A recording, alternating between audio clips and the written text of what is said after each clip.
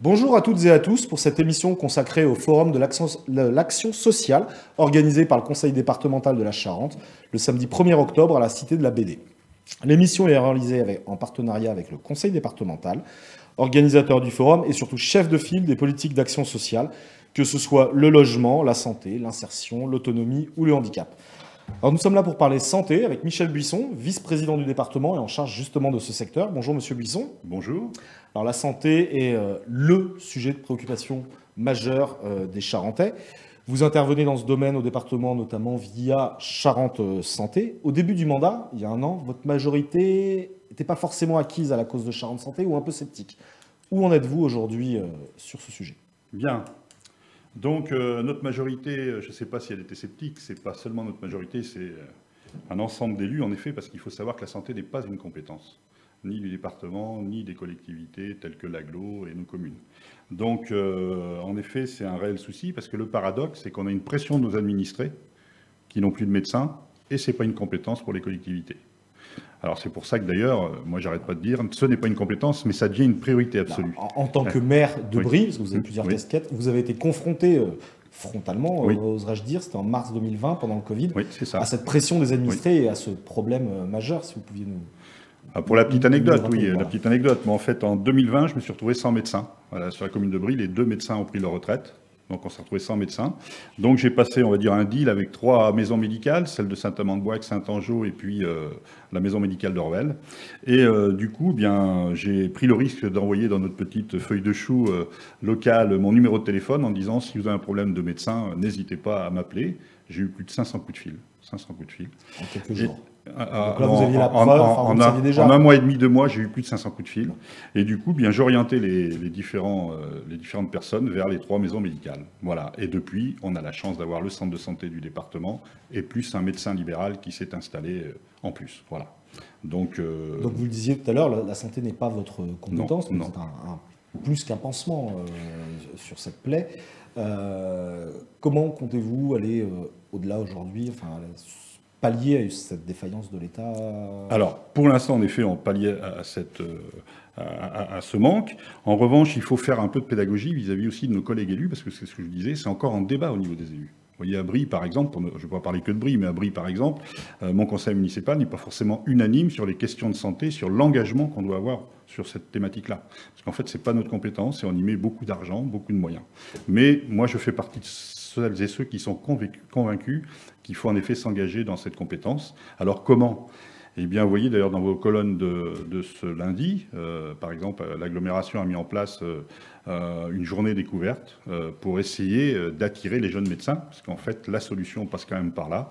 Il faut des jeunes médecins qui viennent sur nos territoires, et il faut aussi des maîtres de stage, parce qu'en fait, les élus que nous sommes, d'abord, on n'est pas forcément légitime, mais en plus, on va dire forcément qu'Angoulême, notre département, Grand Angoulême, c'est le plus beau territoire du monde, comme c'est indiqué aujourd'hui en colonne, mais ce n'est pas ce qui va faire venir seulement les médecins.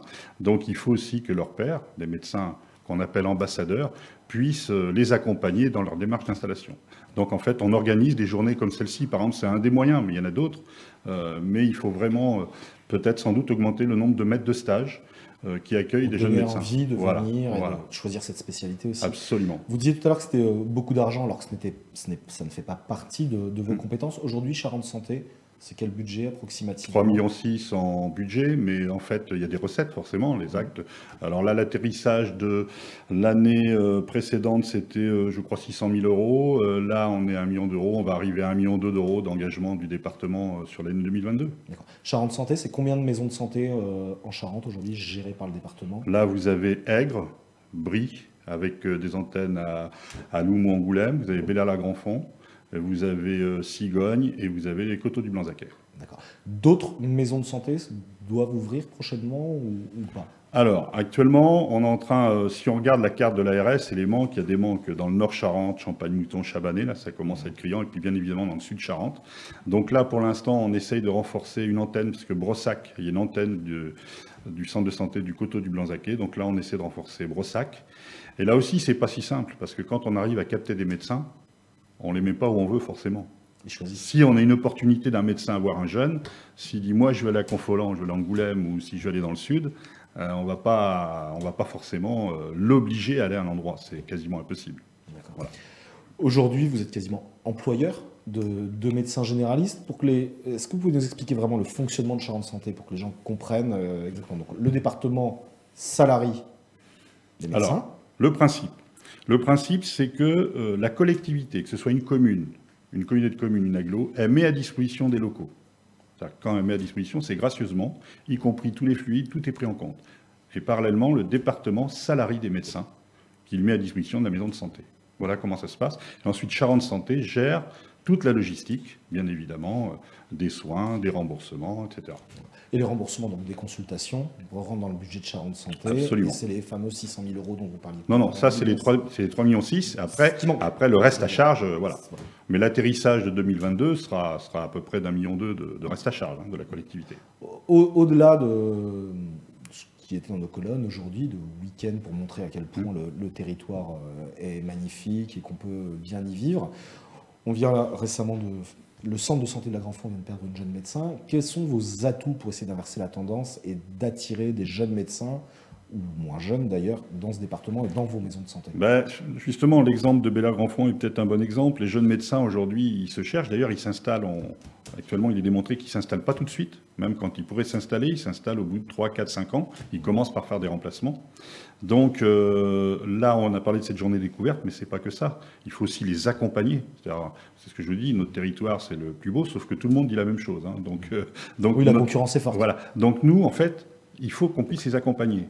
La collectivité. Alors, il y a par exemple, l'histoire, c'est dans vos colonnes encore aujourd'hui, il y a l'histoire du conjoint. Souvent, c'est une problématique. Alors que nous, on veut bien venir, mais mon conjoint, il est conducteur de train à Paris. Mon conjoint, il travaille dans telle boîte à tel endroit. Il faut aussi qu'on puisse éventuellement attirer ce médecin en accompagnant l'emploi du conjoint, par exemple. C'est une autre piste, vous voyez.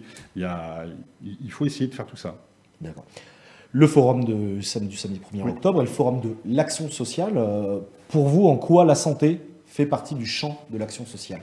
Déjà, elle est confrontée au même frein que tout le champ de l'action sociale. On voit un éloignement, une désertification médicale, mais il y a tous les freins qui sont liés à l'action sociale, c'est-à-dire la mobilité, par exemple. Et là aussi, ça devient assez crucial. Voilà, donc ça rentre dans ce champ. Alors nous, on l'a mis dans ce champ, mais la santé, du coup, c'est très transversal. Il y a sport-santé, on aurait pu le mettre dans le sport, on aurait pu le mettre dans l'environnement. Vous voyez, d'ailleurs, l'AGLO fait un forum qui s'appelle Sport, Santé, Environnement. Voilà, donc nous, on l'a classé dans ce champ, mais c'est vrai que la santé, c'est quelque chose de très transversal. Et le non-accès à la santé est un facteur supplémentaire d'exclusion ou de précarité. Si je ne peux pas me faire soigner, je peux avoir des difficultés à travailler, à trouver un employeur, c'est l'image de soi, il y a tout ça qui vient aussi. Mais du coup, là, ça touche tous les publics, on l'a vu, parce que à cause de cette désertification médicale, ça touche tous les publics, y compris ceux qui ne sont pas en grande précarité.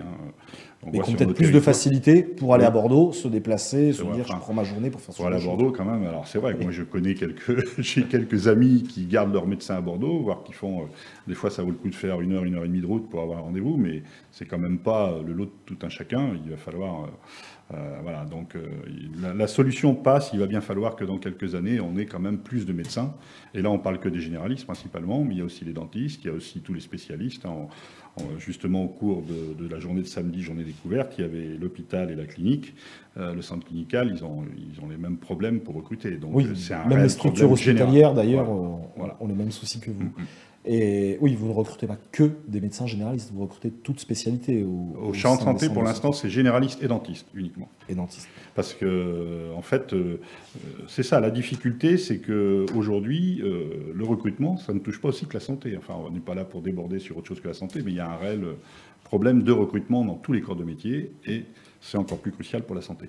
Vos actions en termes de santé, c'est aussi des actions en termes de santé publique avec la vaccination, la PMI, même ça va aussi avec l'enfance, la vaccination pour aller à l'étranger, les enfants dans les collèges. Au global, ça représente quel budget si vous l'avez en tête? Sur la somme, je ne l'ai pas. Sur la somme globale, je ne l'ai pas. Mais vous avez raison de dire que la santé, au département, c'est tout ce que vous venez d'évoquer, la PMI, le centre de prévention, la vaccination, la santé publique. Il y a aussi le laboratoire, le laboratoire d'analyse vétérinaire et sanitaire.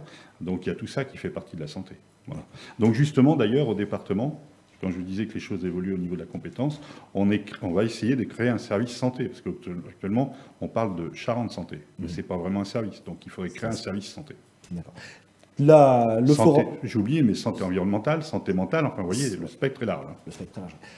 Le forum de samedi laisse justement une large place à la parole citoyenne. Qu'est-ce que vous attendez de cette participation citoyenne et des Charentais?